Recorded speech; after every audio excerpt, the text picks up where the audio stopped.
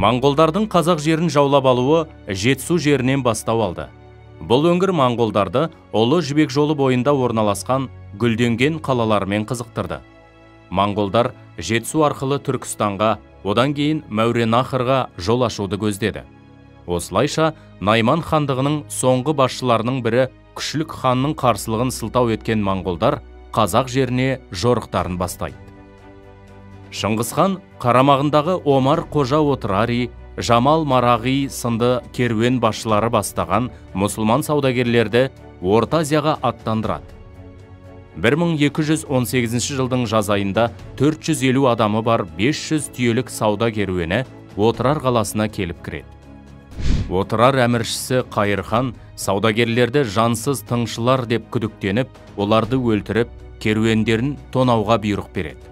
Осы оқиғадан кейін ашуға мінген Шыңғыс хан Мұхаммед Хорезмшах екіншіге Қайыр ханды қолыма бер деп талап айтып, елші жібереді.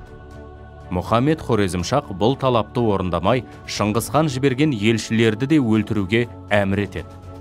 Бұл оқиға екі ел арасындағы жағдайды ушықтырып, Шыңғыс ханның Хорезмге қарсы соғыс ашуына әсер етеді. Түркі халықтарының кейбір билеушілері, ұйғырлар, қарлұқтар, тағы басқалар ешбір қарсылық көрсетпей, өз еріктерімен моңғолдарға қосылады. Шыңғыс хан Орта Азияны жаулап алу үшін арнайы дайындалған 150 мың әскерімен жорыққа аттанады. Шыңғыс хан Орта Азияны жаулау үшін әскерін бірнеше бағытқа бөледі. Жебе мен Сүбедейдің әскерлеріне Орта Азияның солтүстігінен, яғни Қазақ даласы арқылы өтіп, Хорезмшахтың батыс қоныстарын басып алуды тапсырады. Ал Шағатай мен Үгедей бастаған әскерге Түркістан өлкесіндегі ең ірі Отырар қаласын талқандауды тапсырады. Шығыс деректері бойынша моңғолдар Отырарды қоршауға алғанымен 5 ай бойы жеңе алмаған.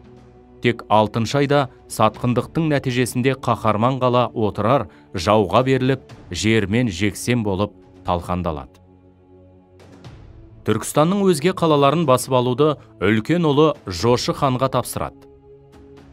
Сығанақ, Ашнас, Баршынкент қалалары да қанша қарсылық көрсеткенімен, ақырында жеңіліс тауып, толық қирайды.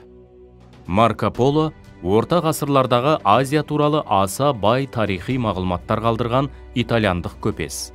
Ол 1271-1275 жылдары Орта Азия арқылы Қытайға саяхат жасаған. Марко Поло жазба деректерінде жаулап алынған қалаларда қақпа мен қамал салуға тыйым салынды. Өйткені жеңілген халықтар тыныштық сақтап, қарсылық көрсетпеуі тиіс болды деп жазады. Осылайша Шыңғыс хан Қазақстан аумағын 1219-1224 жылдары толықтай басып алды.